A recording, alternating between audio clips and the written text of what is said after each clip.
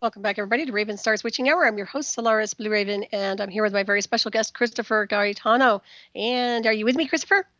Yes, I am. All right. It's a pleasure to have you on tonight, by the way. And I know I'm talking a lot, so if there's anything you want to interject and talk about and switch gears, just give me, just steer me in the right direction as we progress in second Oh hour. no, I know. I think it's really important that your audience hears this back and forth because it's the subject matter we're discussing. I mean, I don't know. I wouldn't be satisfied just plugging my movie. I want to talk about the subject matter. I lived with it for almost 10 years, and I'll be living with it for the rest of my life. So it's like, it's important to me because it helps me figure things out. Right. And 10 years is a long time. And I was going to ask you, when you were creating this documentary, did you actually access the underground tunnel system?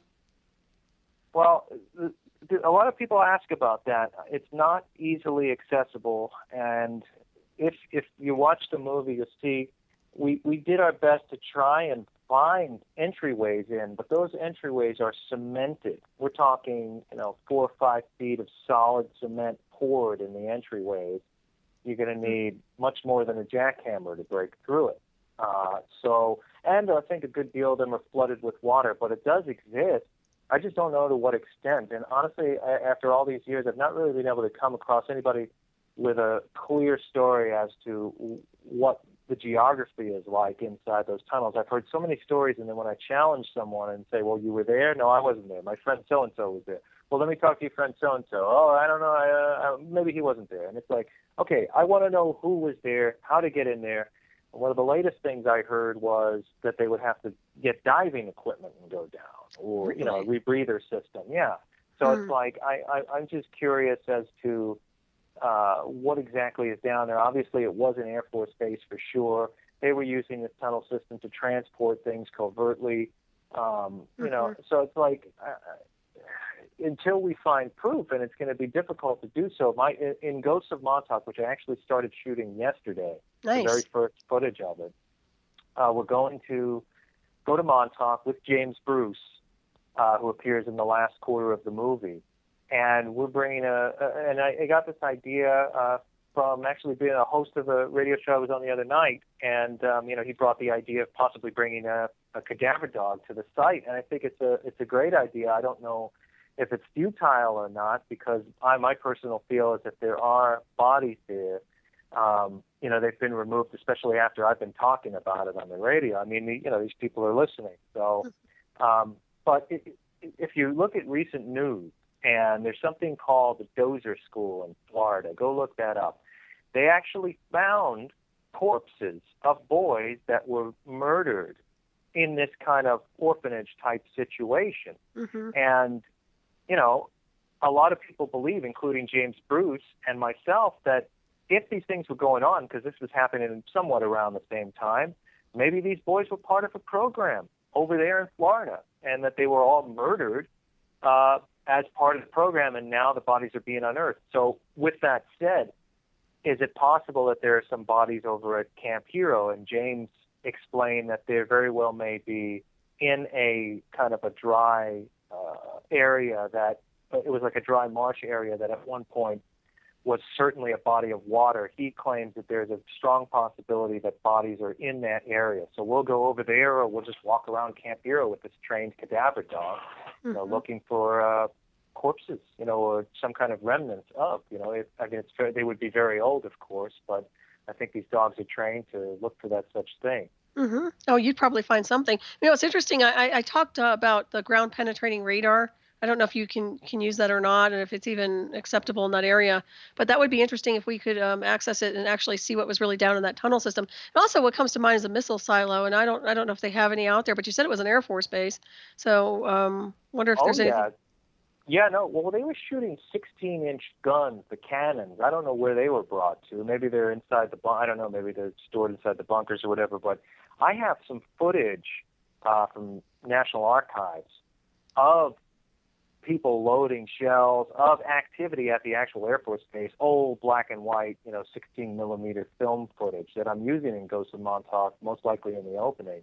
Nice. And some great stuff, some really great stuff of what was going on at Camp Hero, at least topside, seeing all the men doing their work, doing missile launch tests. It's a lot of just fantastic footage that was actually discovered for me by my company researcher Paul Fagan, who is also in the movie. That's really cool. So obviously they were testing missiles over there or close Yeah, by. yeah, for Yeah. sure, for sure. Excellent. Well, that Now, means that, yeah. Okay, go ahead. oh, I was just going to say, if you go online, on the other end of it, there was I put out deleted scenes that there was so little room on the discs, not enough to fit all the extras I wanted to. There's a lot on the Blu-ray, but there's deleted scenes that I'm giving away for free now. And one of those scenes, there's a man who I shot a lot of footage with, but it just didn't make it into the movie because it would have taken up too much time and it would have taken time away from Alfred, Stewart, and Preston. But I call him the boatman because he wanted his identity concealed. But he is somebody that works for a big TV company and does chartered shark fishing trips. So in this deleted scene, you'll see part of some of the footage I shot with him that we're on his boat. We're just outside of Camp Hero. You see the radar tower in the background. And he begins to tell a story because there were submarine entrances at Camp Hero. So he was coming back from a very late night, early morning shark fishing trip, and he was describing the stars were very bright in the sky. It was beautiful. It was silent. There wasn't a lot of turbulence in the water, and he's coming back on the boat, and he said that I guess they put anchor because it was very quiet and they were still for a little bit. They dropped anchor, and there was a ship that came from out of the water, hovered above his boat, exploded into this rapid fire series of colors and then just took off into the sky. And I believe him because I've had time to spend around him, and we were using the boat's sonar to kind of look for areas where maybe the ship was docked but I've heard a lot of stories like that come out of that area. So. Wow, that's pretty fascinating. So obviously we're talking about a UFO type anomalous activity there. Yeah, yeah. Yeah, that doesn't surprise me though. Whenever the military is around, I mean, there's going to be a correlation with some kind of off-world species to some degree. I mean, once again, there you have it. I mean, there can be screen memories and programs, but then again, there's this influence that's going on. There's something happening, whether they're attracted to the Air Force Base or something's going on where these things are going in and out. So that's pretty fascinating.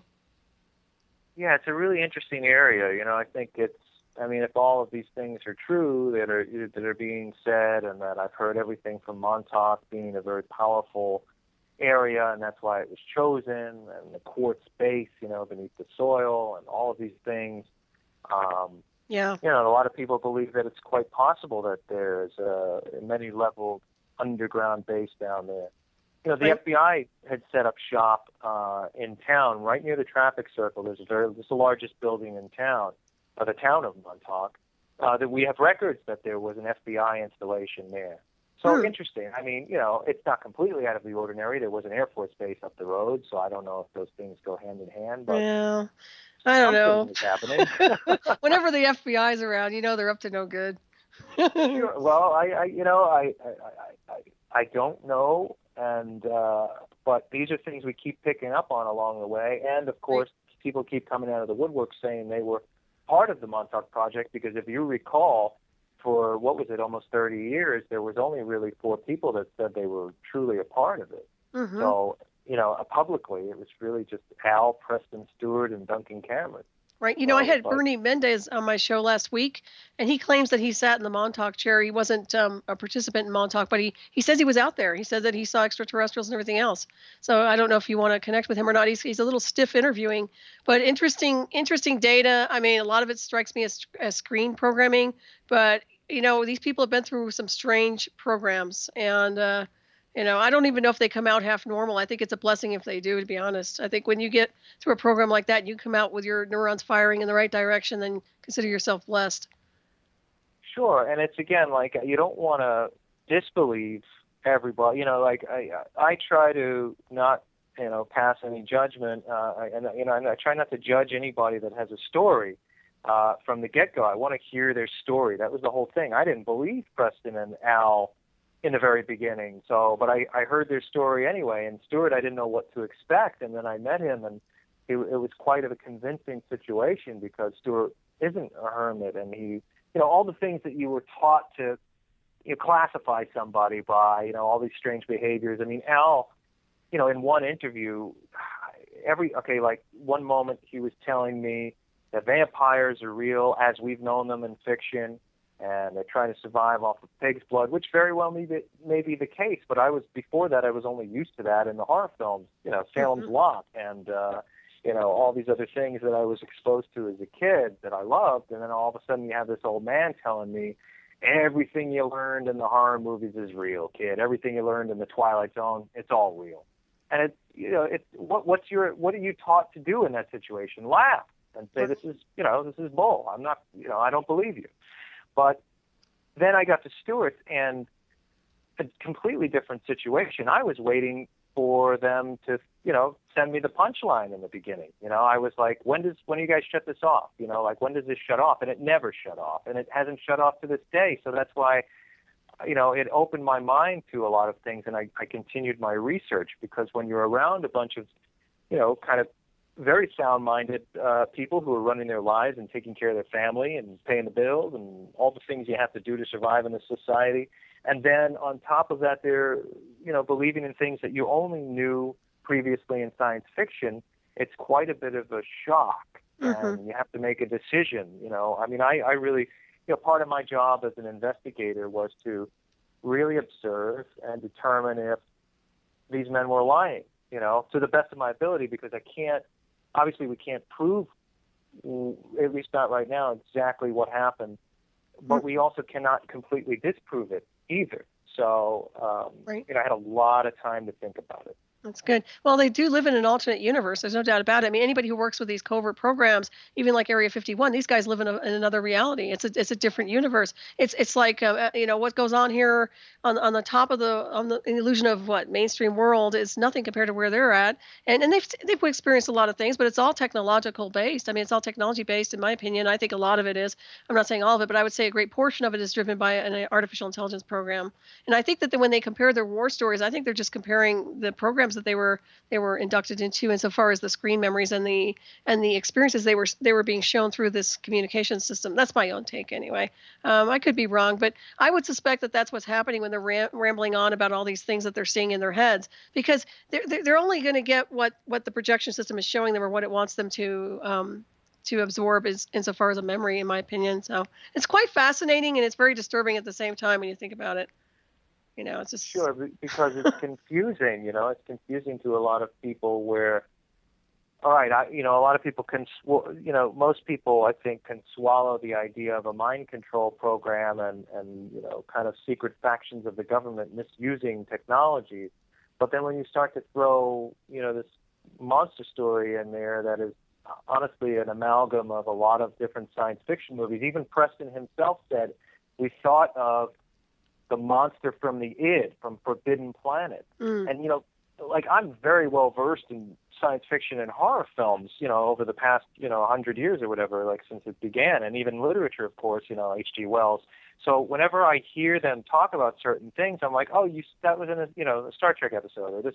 And Preston himself turns around and says, well, yes, the reptilian Draco commander that I spoke with that drank the Drano in front of me looked just like the Gorn from Star Trek, or,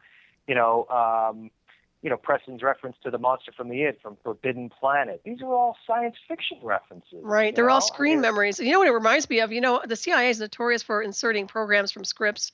Scripting is huge. Programs from movies are really big too, with images and pictures and dialogue. Not that I'm saying that's what happened to them, but I will say one thing.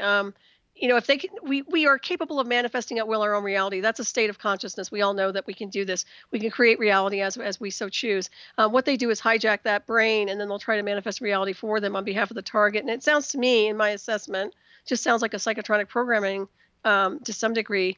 And once again, the weaponization of the paranormal, because we are beings that are multidimensional. And so when we get impacted and interconnected with these programs, all of us gets interconnected. The astral body, the four-body system, the light body, and you can imagine what kind of weirdness goes on when they start creating these rifts in the astral field, entities, disembodied spirits, projections of ghosts. I don't discount that they saw a lot of stuff, but to what degree it was created by the communications program and the psychotronic hardware is another scenario. And I think that they need to come to terms with that. And the one thing that I look at, and I'll tell you point blank, because I kept my head when I went through this induction, I go through and I look at the technology. I understood who the people were involved, but I really went after the technology, because I knew that technology was creating some really strange things.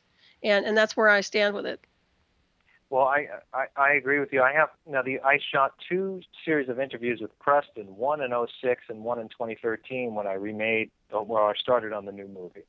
But I might put some of the old interviews out because they're really interesting. Because Preston in the 2013 interview, even though he's a little quirky, he's fine in the sense where in the 2006 interview he seemed to be hallucinating right there during the interview. And I want to show this. I want people to see this interview because he must have been, if he is being bombarded by these signals, he was being bombarded heavily at that time. You know, because you can see the difference. Yeah, you can detect it. You know, it's interesting. So that was 2006. So it sounded like he might have been influenced by a screen memory being triggered or something like that. You know, I wouldn't discount it at all. I mean, if they have a lot of programming, it's going to surface to one degree or another. It's interesting that you capture it. Now, that's what I like about doing documentaries because you're capturing a person, a target, anybody who's been involved in these programs, and you can look at it years down the road and say, wow, look at this person's face, look at their hands, look at their gestures. You know, you can see if they're being programmed or if something shifted in their vibration. Sure. Well, that's my job. You know, my job wasn't to sit here and say everything these guys said was true just to please the people who want to hear that. The thing is, this is what I truly believe. You know, anyone that really just wants to hear all of this stuff is true. Well, in a way it is because I think the real stuff, because there really are time travel experiments and there really are these things out there and there really are, reverse engineering of extraterrestrial technology. The Z-grade science fiction tale is just created to keep a firewall from us learning about the real stuff, you know? So the real stuff is much more complex and much more vast. And, you know, there are little things out there that prove this or could prove this if you believe in credibility. So you have enough credible people that say they were part of the CIA remote viewing programs, and you have enough credible people like, it depends on what you believe, because there's some people that believe everything's a conspiracy and the Earth is actually inside out, you know, it's concave and all, you know, this is just endless. This is just crazy theories. They're just nonstop. But if you believe in, you know, the psychic abilities and you believe in these things, what's being done is the Z-grade science fiction type stuff is being thrown at you to keep you from this stuff. Think about it. Like, if it was good enough for the CIA to try and heighten people's psychic abilities for remote viewing for war purposes or spy purposes, why isn't it good enough for us people to train our own, because we all have them, our own psychic abilities from early development on? It's not in our curriculum in our schools, and some people might laugh at that. My question is, why not? Why is it okay for the CIA to do it, but you laugh when I say you're not allowed to do it, you know? So, and it seems like a lot of us are trying to just take it upon ourselves to take it seriously, and we should, because this stuff exists. Remember, your central, if you're talking about the United States, everywhere else in the world, your central intelligence organizations around the world believe in psychic abilities. Why do you laugh about it? You know, and I think a lot of us do believe, but some people are just so closed to everything, and I think those are the most mind-controlled people out there. They're completely taking the pill. I totally agree with you. And of course, coming from my background, because it is mysticism oriented, it's all about psychic ability, remote viewing naturally, and having these gifts and abilities. And what they did with my ability, for example, was just interface it onto their artificial intelligence program and ramp it up. And of course, I think it was Stuart referenced that too, that he was ramped up too. And so far as it's a boot, you know, they kind of boost your psychic ability. And of course, then you get the PsyCore program where you become a psychic spy. I mean, this is real technology, but the beauty of all this is, which isn't really beauty, they go after people who are gifted in psychic. They go after beings like Stuart or beings like myself, excuse me, so that they can interconnect and induct us and program us to these programs. But it's a real deal. I mean, you look at what's going on in Russia, and of course before that, I mean, they were always involved in psychotronics and mind control, and of course remote viewing and psychic ability. It's a really big deal. And these underground mystery schools, which aren't really mystery schools anymore, I would say they're more like cults these days, but they're weaponizing technology based on mysticism, any type of mystical workings, and of course the paranormal has been weaponized. So now you have to use discernment. That's all there is to it. But I agree. You need to master your skills as a psychic. Whatever gifts you have, you need to fine-tune them naturally. Yeah.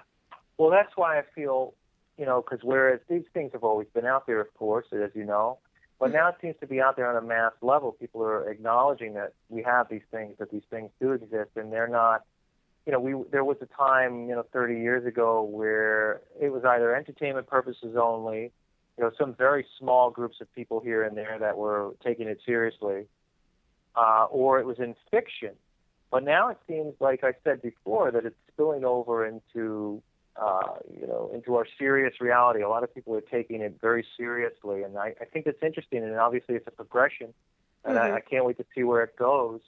But I think if we just, take these stories word for word and don't challenge them, even because there's this fine line between skepticism and just being cautious and trying to find the truth in the matter. And I'm not a skeptic. I'm a healthy cautionist, I just, because yes, I believe in a lot of these things, but that doesn't mean it happened exactly the way these guys said. And there's something else behind this, because there's a lot to lose on the people that began these programs and use these technologies. They have a lot to lose if we find out the truth.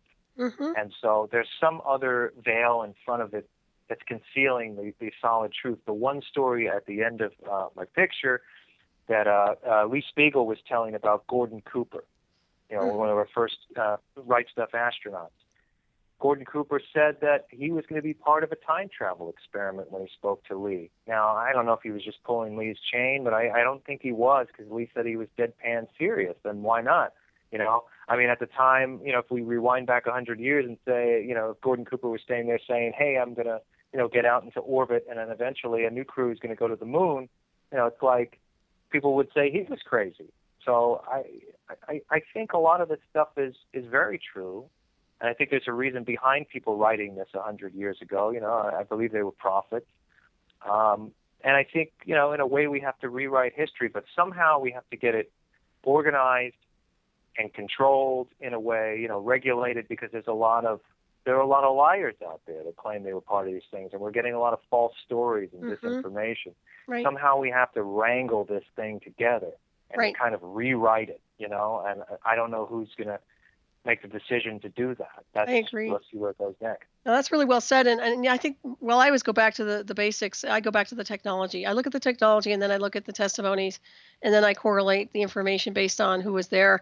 And some of the fluff stuff, what I call their personal experiences and all the visuals and all that, I kind of cast all that stuff aside. And I just look at the technology and I say, what is it capable of doing? And it's capable of doing exactly what these people are describing. And even the people that claim they've time traveled, I mean, I've heard this, people went in an elevator and all of a sudden they're on another planet. I think it's a mind control program myself, because time travel, people have to understand that there's no such thing as time. Time is a benchmark of measure. Travel is consciousness is in motion. Consciousness is infinite. There is no space in space, which means when you master consciousness, you can navigate anywhere through thought. I could think about a planet and I could be there instantaneously. And in my molecular structure, my DNA, my frequency, everything would adapt to my frequency of where my destination is, point A to point B. That's true traveling in consciousness, by the way. That's the way we can take ET home. But what they talk about is a very different beast. And I still think a lot of it is based on, I went here and I went to Mars. And I don't know what to say about a lot of that stuff, because I'm so clear on the technology once again, and maybe I'm too hardwired into the part of the technology, but I see it as I really believe these people were influenced by a mind control program. I don't discount we have capabilities. I just believe these people have been compromised, and I think that when you're compromised, a lot of weird stuff comes out of people's mouths. That's why you have to be very careful about the information and break it down as best you can. But I think that what you're doing, with this next sequel, I would go after the technology, and I'll help you any way I can if you need some advice. I'm certainly thinking that would be an avenue for you, because you really need to look at the beast, the tentacles that are creating these array systems. No, I want you to be a part of it for sure. Yeah, I would love to. I mean, honored to. Exactly what I'm talking about. Yeah. This is the subject matter that I want to tackle with the picture, so it's appropriate, and it needs to be. I'm not going to repeat myself, so I'm not going to remake the first story. I think the first story needed to be told as it was. Now we need to move forward. Right, exactly. And I think the biggest thing we need to say, well, let's remove the planetary screen memory. Let's take that off, right? And see what's really behind it all. And I'll tell you what, it's probably not very pretty, but I'm pretty sure it has a lot to do with the array systems they're deploying right now. So that's part of it. And I was going to ask you, how has the audience and the mainstream media been receiving your documentary? Well, it's the variety, like a lot of people are catching on to it all over the world for sure. And then in regard to mainstream, I mean, I was just I don't think I'm allowed to say the network, but I was hired recently. We already shot one episode in Washington, D.C. for a new series about conspiracies and mysteries, and I was hired to be the host because Nice. they caught on to what I was doing with this film. Great. And that was all new to me, and TV is a little different than movie making, in my opinion. But it's an interesting adventure, and I'll try to put the best of myself in it. It's not particularly my film work, so I don't want it to be confused with anything I'm making. But I'll try to put my investigative skills that I developed over the last 9 years, and just my observational skills, and trying to make the best of it. Right. So. I think it's great. Well, congratulations on that. The one thing I'm always leery of with mainstream is obviously they're wanting to censor and edit people and people's information. But you're very level-headed and you're very genuine, which come across very very clearly to us, that we can tell your vibration is sincere. So I think it's going to be great. And maybe they'll calibrate. Maybe at some point in the continuum, mainstream will get their act together and stop glamorizing things that are very serious. I mean, that would be nice, wouldn't it? Yeah, that would be nice, but I don't know. I think it's people like us that'll change it, Mm-hmm. And here's the thing. I think this is my prediction, and I do have a plan for something a little further down the road, but not too much further down the road, is that I'd like to begin, in a way, my own network of programs, not just the full-length motion pictures, but expeditions, investigations. And it's very possible these days, just like it was possible for me to make Montauk Chronicles way under, $25,000, that by myself, basically, that it's possible to do this now and broadcast it just like your radio show and just like everything else. We're reaching people. So I think the next logical step, in my opinion, is to start this network and make a multitude of programs for people, and not worry about who's going to regulate us and tell us what we can and cannot do or how we should design the show, because that's really what I'm all about, and it's really what I'd like to do, and the possibilities will be endless. So I think I was looking into possibly doing it on, starting on the Roku network, and really seriously doing this down the road, maybe in a year or two. That's awesome. I think it's going to be great. Yeah. Well, I wish you all the best on that one. Anything I can do to help you out, you know where to find me. That's good stuff. For sure. Yeah, Yeah. no, we're going to need a lot of programming, but I'm just waiting till I'm in a position to really get this planned out properly, collect all the people that are going to be a part of it. Of course, I want you to be a part of it, and really have a solid plan. And I think we can make some great programming, and also affect a lot of people, and do it on our terms. It's really just however we want it to be, and that's been my dream since I decided I wanted to make movies. Wow. It's lifting the veil without a doubt. So there's something there that it is time to awaken everybody. And they're right on that verge right now where they are awakening. And many people are anyway. And I think that just, just kind of nudging them a little bit here and there puts them in the right direction. I was going to ask you a little bit about the site of Montauk. The frequency or transmission. Did you notice anything that was still running over there, like a type of frequency, maybe an ultra low frequency or anything that you noticed, a hum, anything?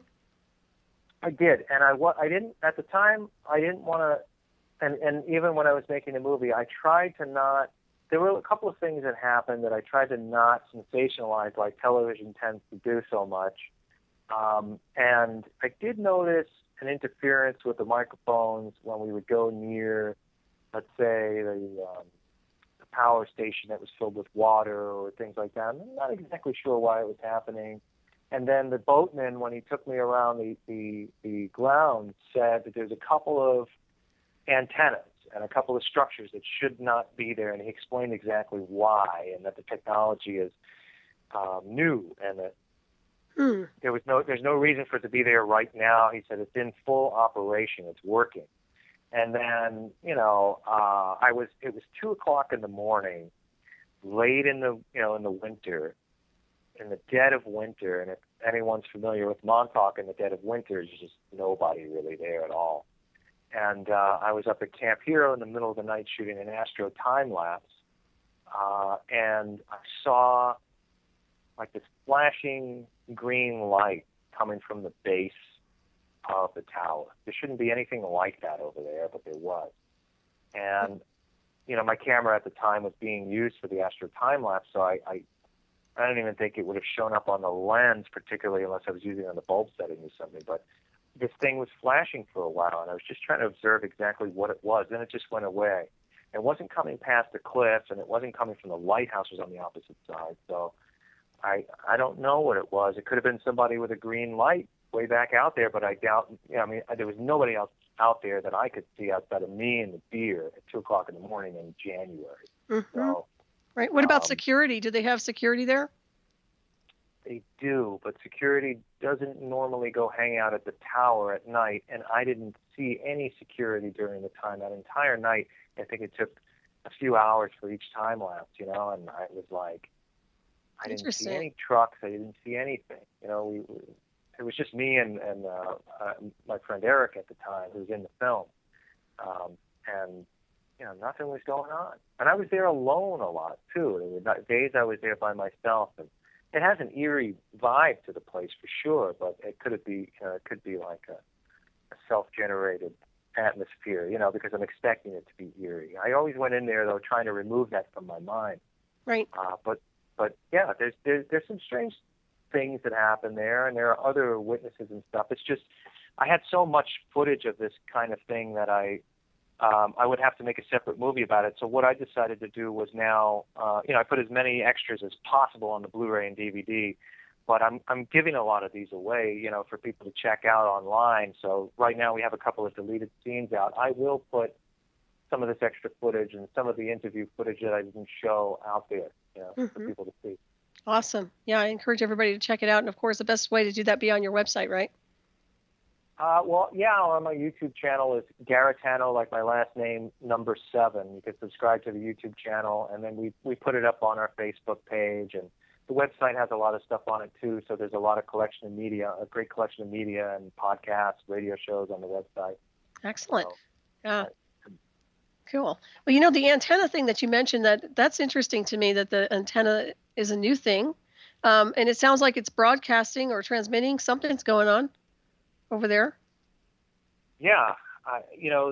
The boatman, again, I can't say his name, because he requested his identity to be concealed, that he said he worked overseas for the military, and he was installing things like that in Iraq, and he said that these things should not be here. That means there's something still going on here to a degree. Now, if there really was a billion-dollar facility underneath the ground, I doubt that it would be abandoned. Now, and again, think about it. What a great way to conceal the facility underneath the ground. What better way to conceal it than with a derelict Air Force base that is now a state park where Boy Scouts can camp out at overnight, and they have historical markers everywhere for you to, I don't know if a lot of people know this that are listening, but you can literally, unlike Groom Lake, Area 51 and the Wright-Patterson Air Force Base and all these other places, or even the Skinwalker Ranch, you can't go there. But Camp Hero, you can go. You can legally walk around the grounds. You can't legally go in the tower. I illegally went in the tower for the movie. But you can get close enough, and you can walk around the grounds and explore. You can literally climb up on the bunkers. I suspect down the road it's going to be more regulated as this story gets bigger and bigger.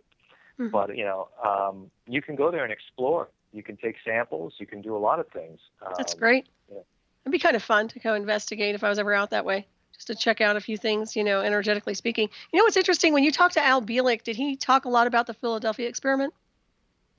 He did. Al, I don't know if you know it. And again, it would have been another tangent in the movie that would have went off about 20 minutes, so to properly cover his explanation of the Philadelphia experiment. So that's why I just tried to focus on the Montauk project, And but Al did talk a great deal about it, and he did say that he was part of it, as one of his age regressions.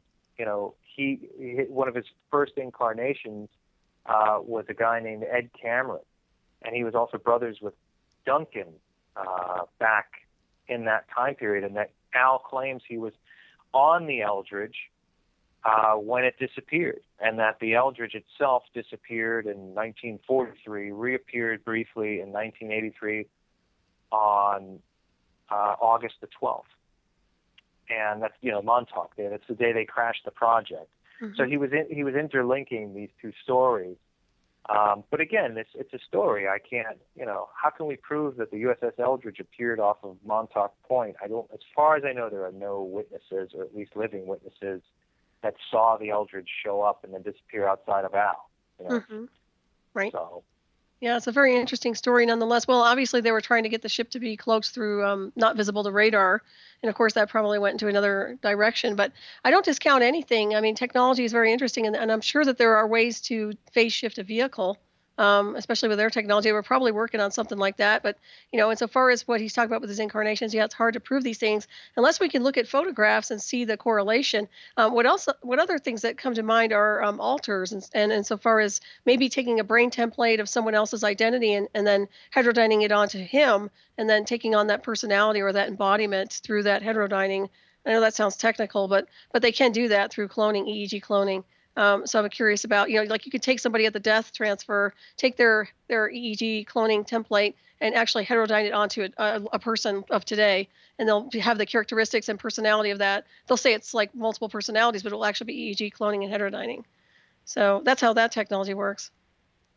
Sure. Well, yeah, and I'm just saying that I can't confirm 100%, the dynamics of the story that Al was talking about, in regards to the Eldridge. I mean, I had read about the Philadelphia experiment, and that it has its own lineage and its own witnesses. And Al was on a program on the History Channel, I think it was in the 90s or early 2000s, as a historian, not as a survivor of the Eldridge, where Al was well versed in the USS Eldridge. And when I remember, I've had a lot of time between '06 and now to ingest this and think about this, but my initial observation of Al Bielek when I was there was of a very well-read guy who loved history, who loved science fiction. I mean, because I didn't believe him at first. So, who loved all of these things so much that he was in some kind of fugue state where he created, to make sense out of his life and feel better, created this story to say, okay, I was part of all these things that I love so much in fiction and history. I want to be part of this. That's how I felt at the time. Al's history is much harder to sift through and understand than is, let's say, Preston's or Stewart's, because Preston does have this. He has displayed his knowledge of electronics and radio equipment and radar equipment, and he does experiment and he does have these things. And Preston has a lot of tall claims too. I mean, he said he was everywhere from Stanley Kubrick's assistant on 2001: A Space Odyssey to shape-shifting bears showing up in his backyard. And I believe you that I think a lot of the hallucinatory stuff is, it's being implanted in his mind. Discredit him. And he even said that at times too. I think he admitted that the possibility of hallucination is certainly imminent.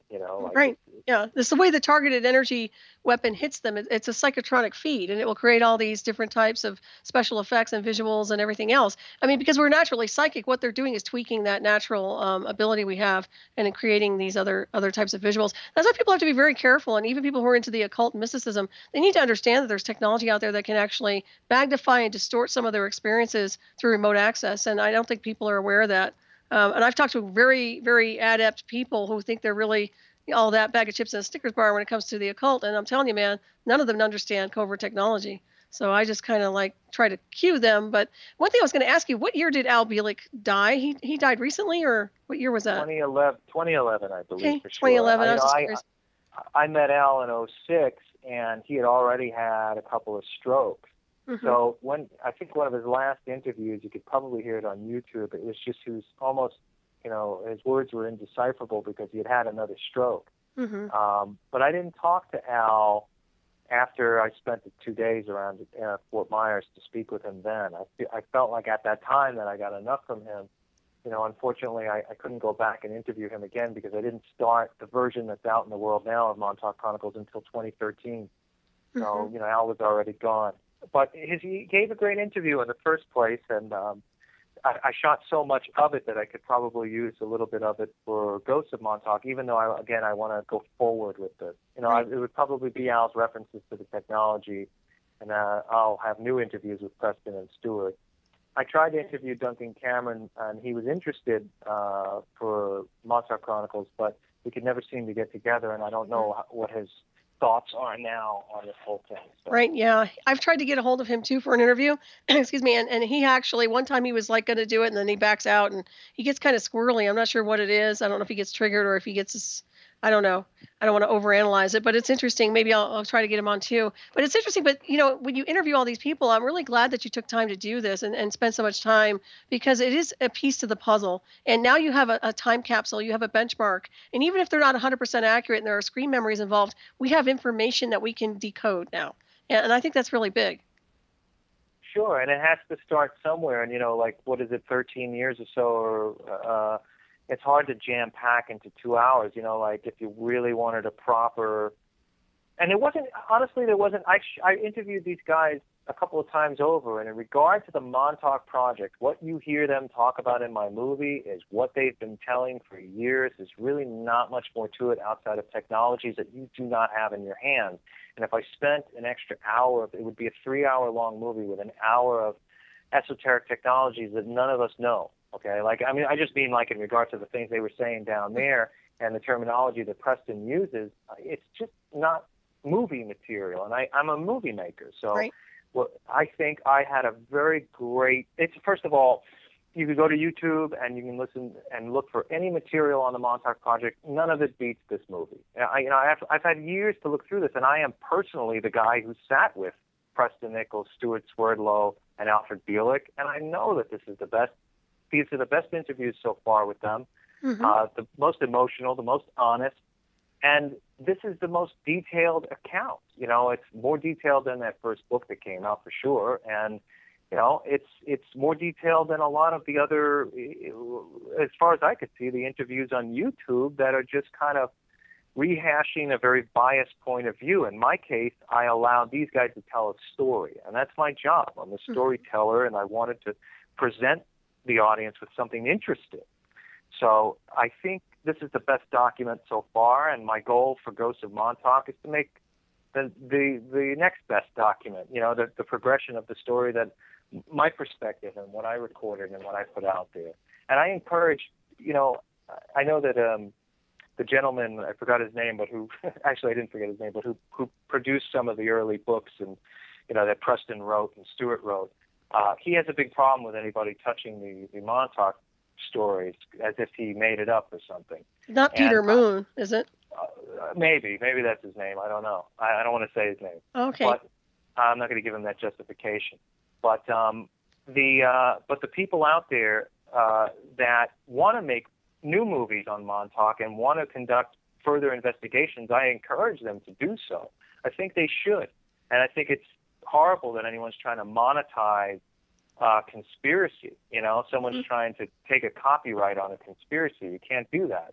If we believe that this is a real thing, then there's not one man that can put a price on this, And so I think there should be 100 movies on the subject matter until it's figured out. I'm only making one more. That's it. And I'm going to do Ghosts of Montauk and then moving on. But excellent. I think more people should, and I think they are.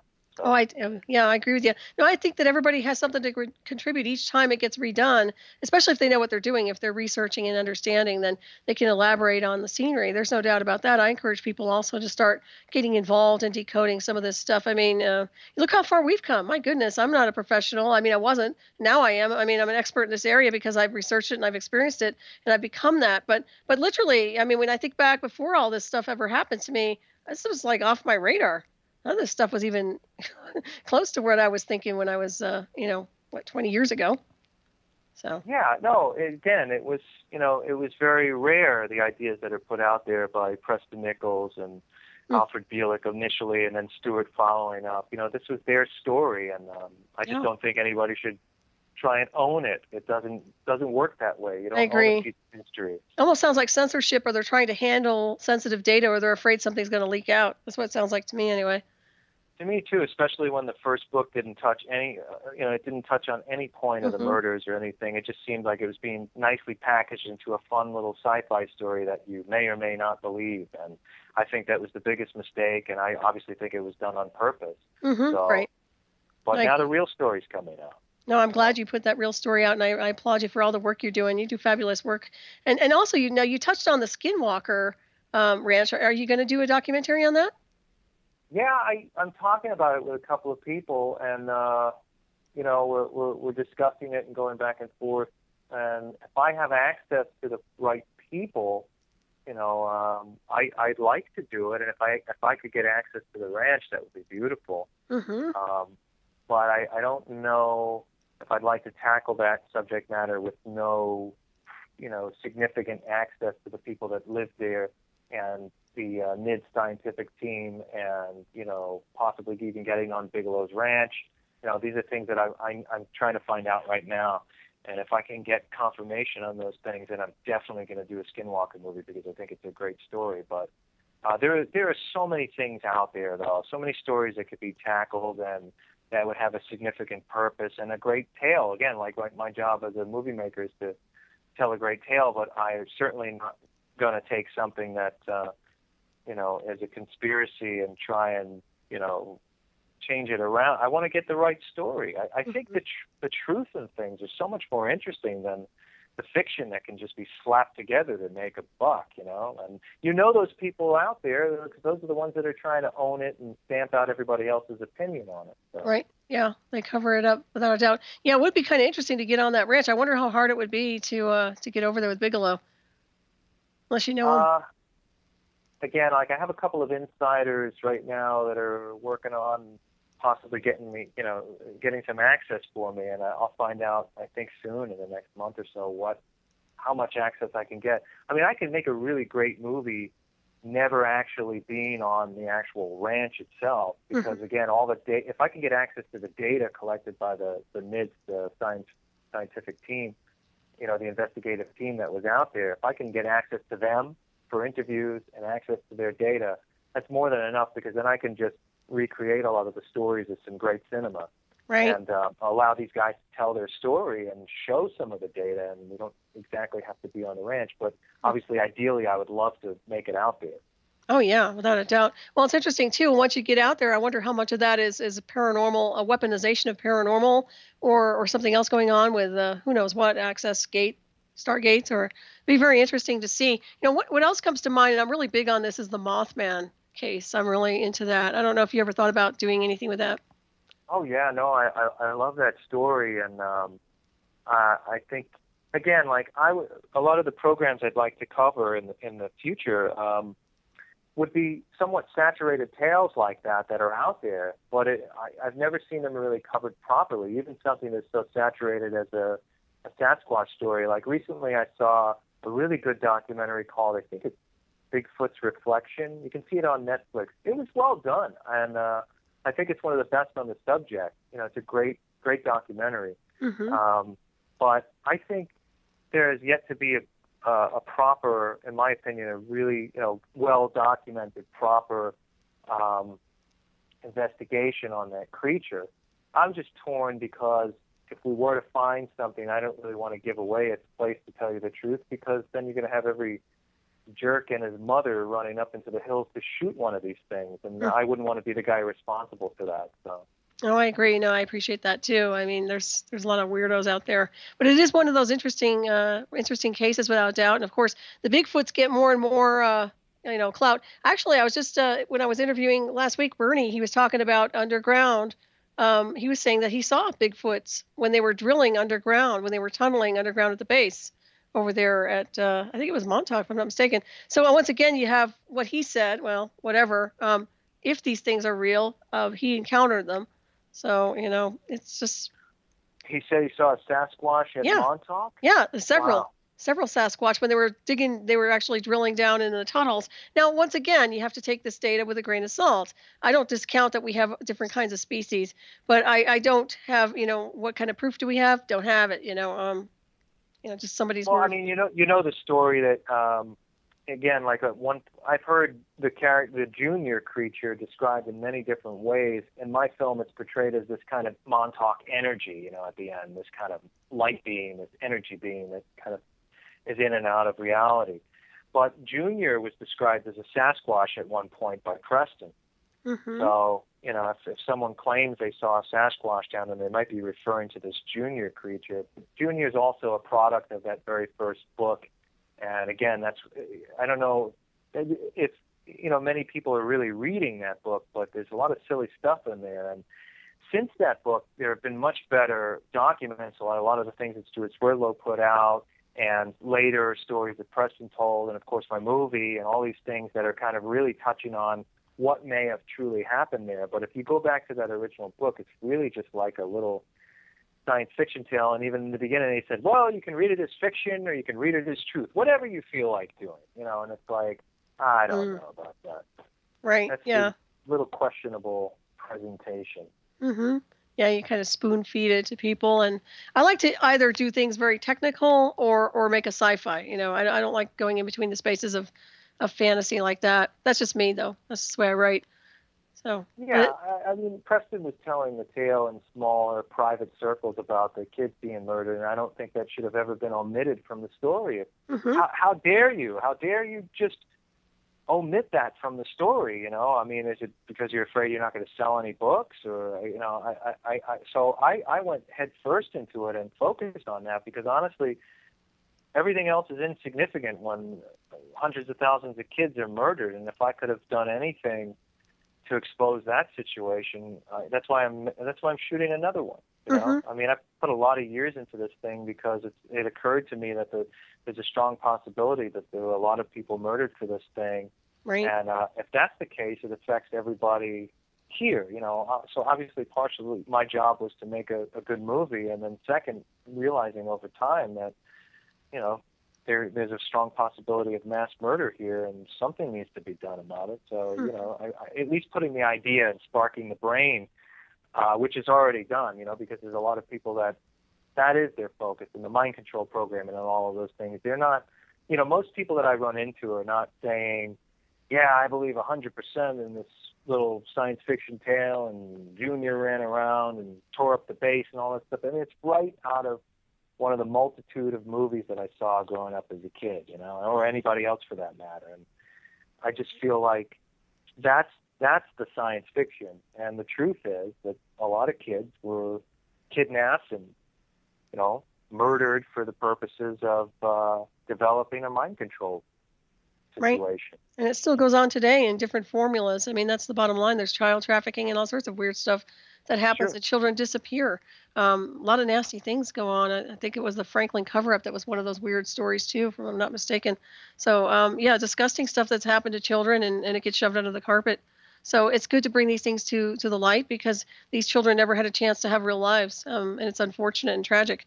So I appreciate all the work you do. And we're getting ready to wrap this up in a few minutes here, Christopher, but I wanted to thank you so much for joining us. It's always such a pleasure to have you with us.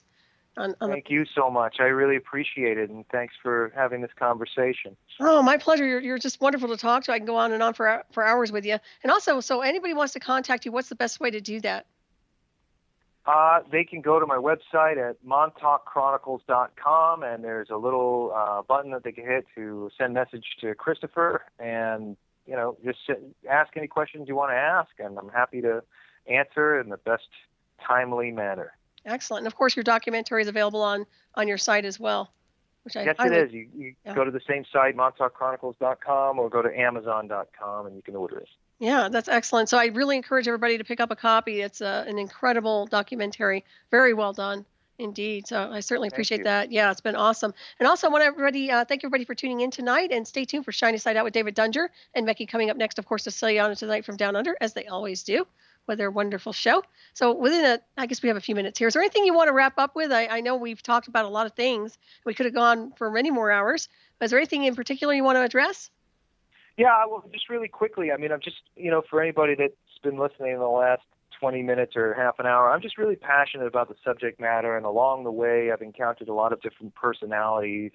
And, I'm serious about this story. And I've spent a good deal of my life and all of my savings to make it, and made a lot of sacrifice to make this picture. And I would just say, if you care about these things, and of course they entertain us and they're interesting, but just keep your eyes on the people who are out there just trying to make, well, we all have to make money, but just trying to make a buck.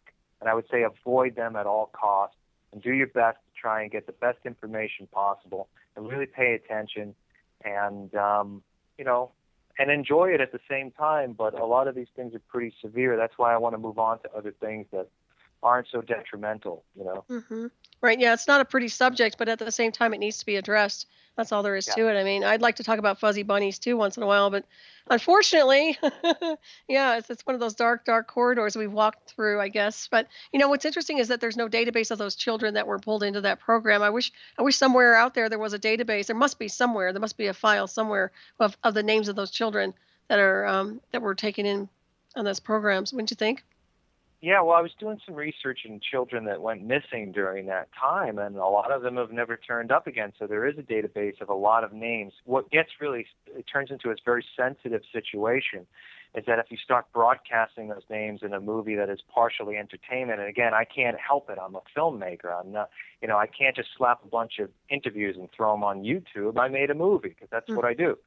So some people are sensitive because if it has any style to it, then they're like, oh, well, this is just Hollywood mentality. And I think it's using real names of real missing kids where there was a lot of pain and then suggesting that they were taken into a program like this. I think we need to back it up with a little more evidence. Like if we did find, when we bring the cadaver dog to Montauk and we do find a body, if we do find a body, then we could start suggesting to these parents, Right. This is what might have happened to your kid. Absolutely. And Christopher, we're out of time here. Thank you so much for joining us. Thank you, everybody. Have a great week. Thank you. Thank you.